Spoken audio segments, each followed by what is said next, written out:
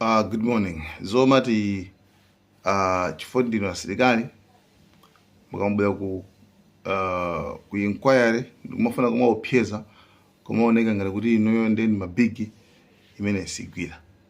Kumene kuko nali kuyankhula kwa Sylvester Namiwa amene ndithu anali ndi press briefing komanso iwo anenetsa kunzoti kumene kuko palibe amene angakhale pamwamba pa lamulo ligwire ntchito. Kumeneko owachita kuneneratu kuti ingakhale achakwera Moses Kunkuyu komanso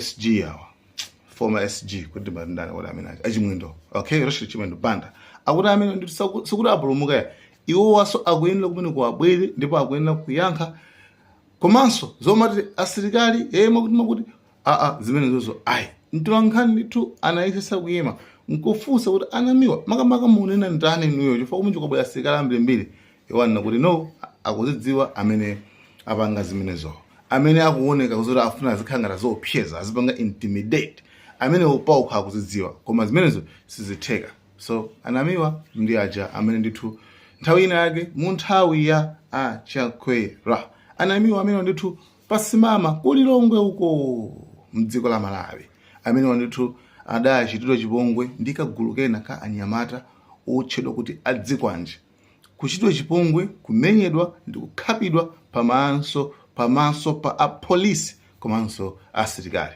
ndithu iwo nkumango yanga ndinachonchi ndithu no chitetezo. So mkulu amene adamva kuwakaleka mukamo simungamupyeze ndiye ndi activist ali ndi bungwe lomenyera ufulu la SIDED.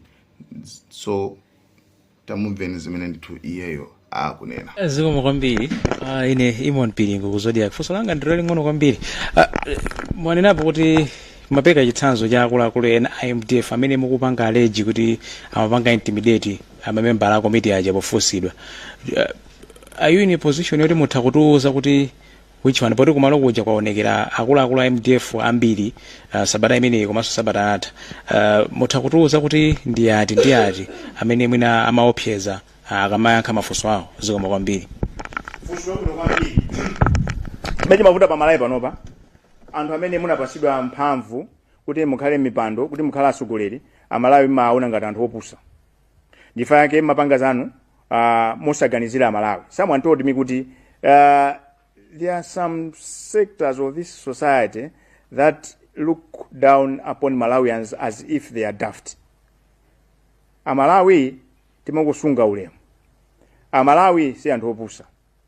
Ndi kuyankha funso lanu bambo Pilingo ndinena kuti amene amaopsezera akodziwa ndipo mendabwera pano kudziwa kuti ndi iwowo andi uthenga waulandire. They should stop. Ife asilikali athu timalemekeza ndipo asilikali athu kwa abwino kwa mbiri ya obwino timaombera mmanja koma kuli asilikali ochepa bad apples afuna aononge mbiri ya bwino ya asilikali ndenga daona kuti they are too powerful ndiwo nda akulu angochoka kwa akayambise military yao. Nifaje mashule kuti Malawi Defense Force, Malawi Police Service, Malawi Prison Services, Immigration and chito se Malawi ndiyeno kula anthu ochepa which they think kuti they are powerful, they think kuti they can threaten and they can get away with impunity. Not now. So amalawi wakwaziwa and amene amapanga zimene zonso pano akuzidziwa and akuzowa kuti ndikunena iwo you better stop.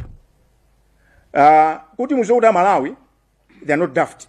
Kuti Malawi so opusa mangosunga ntendere koyika maliro kucha zidatengera ambuye Thomas Luku Nsusa msemoni yako kunena kuti amene matenga zikwanje siyani amene matenga miyala siyani pana kwati miyala pamene pacha. I want to tell you this. So ngati nthawi imene Malawi nasunga bata koma anali ndizokwi anali atakwiya what can stop Malawians kuti akwiyere? I'm not teaching them kuti akwiya ayi. If we are a civilized society, we are a democracy, ndiye wina wake asimaganize ngati kuti this is a military rule. Ayi tindi president tindi nduna. We are not a military state, neither are we a police state. So kantima timanga koma zimvaka. No. If you think you are big, go and start your own military elsewhere, not in this country. Ija ndi Malawi ndipo timanyadira ndipo ndiombere mmanja pano asilikali athu ma MTF timakunyadirani koma kula anthu ena ake kumene kozimva kumaona ngati kuti they are above the law. No one is above the law. So bwana Pilingo akuziwa amene apanga zimenezo and uthenga waulandira. Zikomo kwambiri. Amalawi wachiona ndipo ife ndio kuondwa kwambiri fa zimene tinkafuna ife zina kuti kafukufuku chachitike poyera. zimene zikutani zikuchitika aliyense akuziona. So akakuyitanani pepani musaupseze anthu aja sabwerera mbuyo. Amalawi adasintha, tiye ndizipita chisogolo. Mulamulo wa demokrasi china chiyonse amapanga choyera. Komano nthambi za boma, nthambi za chitetezo ngati MDF, nkhani ya accountability, nkhani yofunsa mafunso ndiyofunikira kwambiri. Chifukwa nthambi ndiyofunikira kwambiri ku chitetezo cha dziko lino. Ndiye wanso zikhala pasogolo kumapanga zinthu poyera, sikuti azitiuza za mapulani akunkhondo ena. Koma izi za straightforward, ndege jenali yanu. Ndiye lero simungabwere mukanene kuti muzipanga makani kuti anthu asakufuseni. Sizoona ayi. Ili demokrasi mafunso mufusidwe, komanso inu mukanakhala okondwera kuti nthawi yakwana kuti chilichonse amalawi achione ngati pali zinthu zomwe dziko likuthandizeni dziko lithandize. Fa misonkho imene mapita kumeneko olipira ndife. Achakwera apita afuna asafune. Akapita musadandaule ndimaziwa. Koma ndimafuna ndinene ichi kuti sikuti sachakwera okha, achakwera Moses Kunkuyu, Richard Chimwendo Banda, aliyesa akuziwa kuti akuyeneka kuti yonso kumene ali kuziwa pano tikuyankhula pano akaonekera kumene kuchako. Koma nkhani ndionena kuti ife ndiokondwa mukayiona nkhani ija ikuyenda mwanthambi mpaka nati tifika tiaziwa anthu amene nafika pamalo pacho koyambirira. Ife tanena kuti nchidwe opcheza nawo sitilolera. Tinabwera pano pafa kuopchezana kucha amafuna kuti anthu achaziopa azinjenjemera. No way. Munthu sunga pasidwe mphamvu ndi nyumba ya malamulo kwano anthu anakusankha. A president ndikuvomereza, speaker wa nyumba ya malamulo kuvomereza olemekezeka a Suleiman, anthu anakalumbira ndikuwera amene kuti wina akaganza kaopcheza. Ayi. That is archaic thinking. Malawi is a democracy. So, kuyankha funso lanu tani nakali kuti aliyesa amene atamfune akatani kumene uja akapita.